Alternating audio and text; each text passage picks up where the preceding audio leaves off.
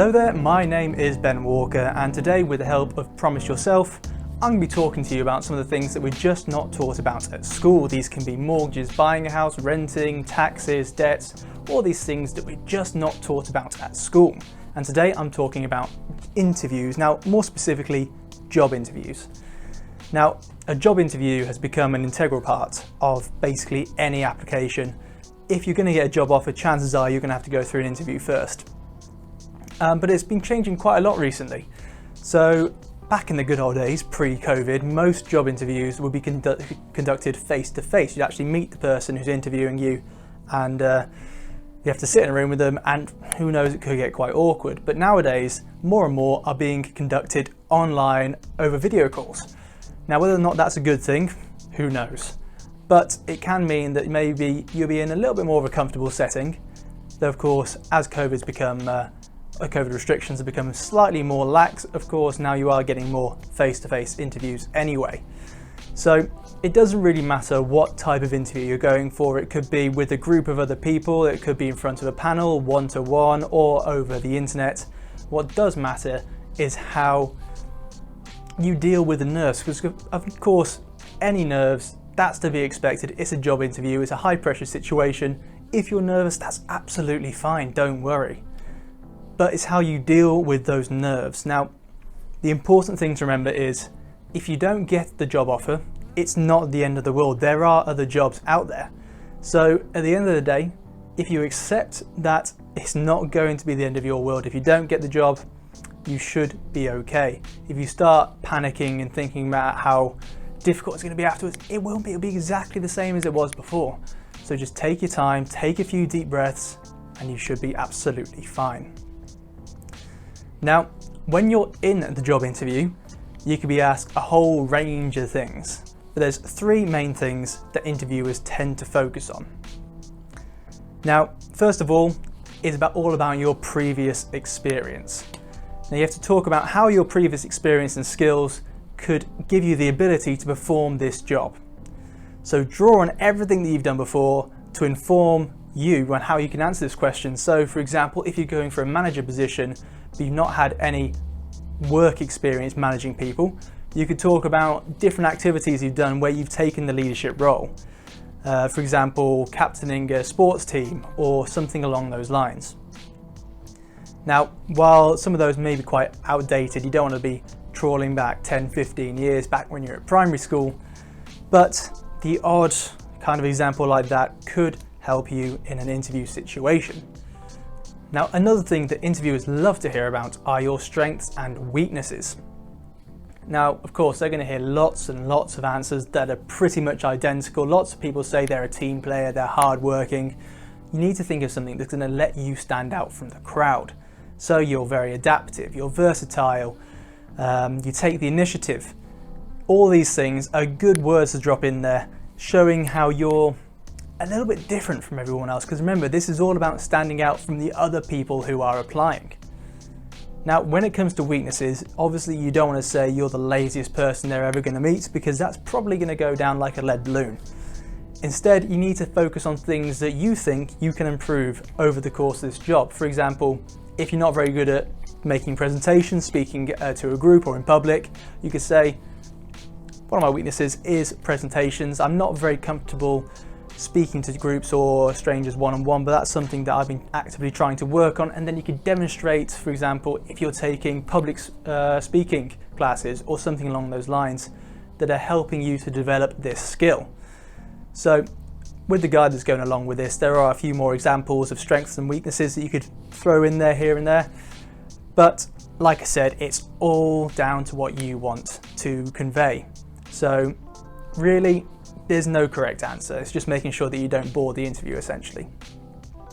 Now, if you're applying for a job where it's a very focused industry, for example, in IT or law or something along those lines, they're obviously going to want to know about skills that directly relate to the job you're taking on.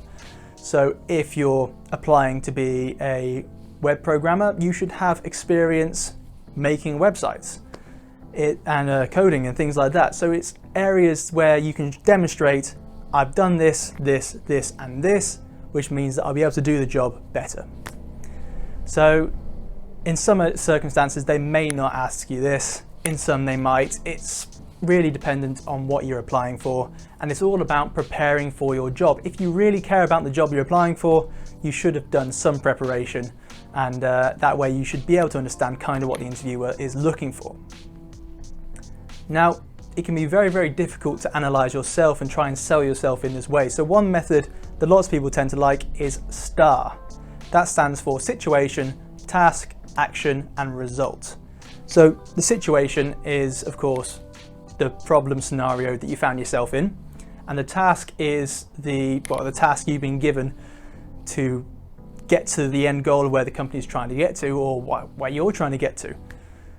Now the action is what action you specifically take to get to the end of that task, and the result is, of course, what happened as a result of your actions. Now, if you use this, the situation, task, action, result, you should be able to very, very effectively spell out, this is what happened, this is what I needed to do, this is what I did do, and this is how it ended up. It's quite concise, it's quite useful, and of course do some more research on how you can work that into your cover letters and CVs as well, because you can just drop it in pretty much everywhere. Now, as I seem to be saying with every single one of my videos, it's all about your research and your preparation. When you're going to the interview, you should have done a wide variety of things to make sure you're fully prepared for this interview. For example, the first thing you want to do is actually read the job description, because normally employers will put what they're actually looking for in the job description. You can see how well you match those up and what you need to prepare in order to nail the interview. Another thing is to research the company. If you know what the company is looking for, you know what kind of company it is, you'll be able to personalize how you're answering your questions. Quite often, if you go onto a company's website, you can get a decent feel for what kind of ethos that company has and how well you can fit in there, essentially. Now, also, you want to make sure that you do remember STAR. It is very, very useful just to drop in here, there, and everywhere, and go over some practice questions, with friends.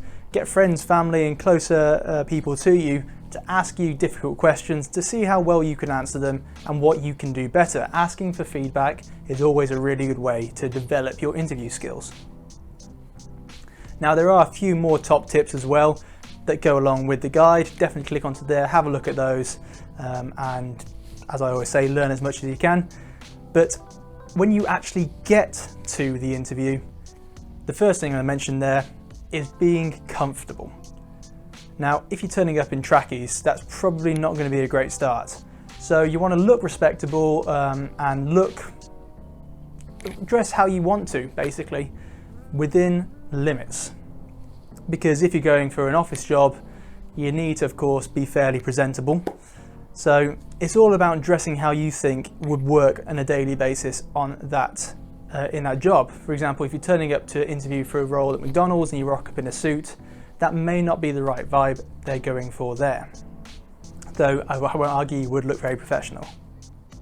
So when you actually turn up for the interview, first things first, turn off your phone. You don't want to be interrupted by your phone going off every 5 seconds with people saying, oh, how did it go? How did it go?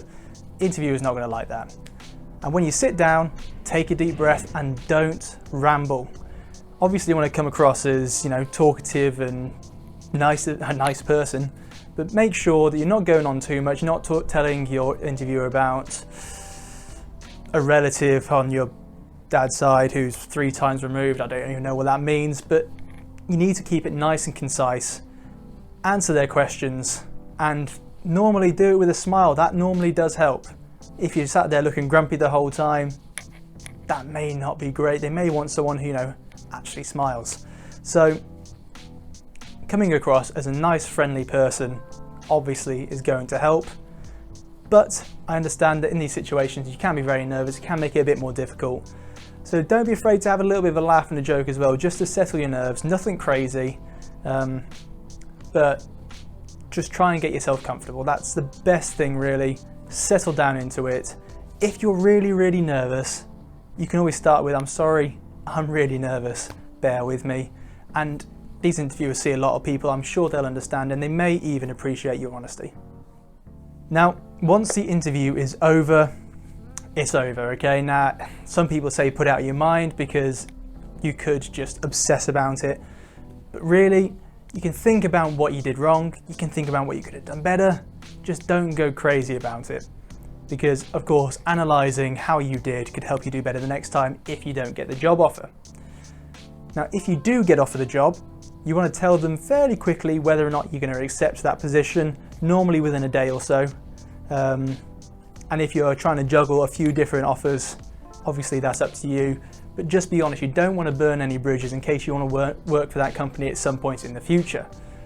So take your time to really decide which one's right for you if you are juggling a few. If you don't get the job offer, don't panic, don't worry, don't be really let down. These things do happen. So what you want to do is take your time, ask for feedback, ask what you could do better. They may not reply to that, they may, but always knowing what you could do better can really help. And thank them for the consideration and ask for them to let you know if there are any opportunities open in the future. And that way, they may just remember you when another job comes up and they think, right, you know, that could be perfect for this person.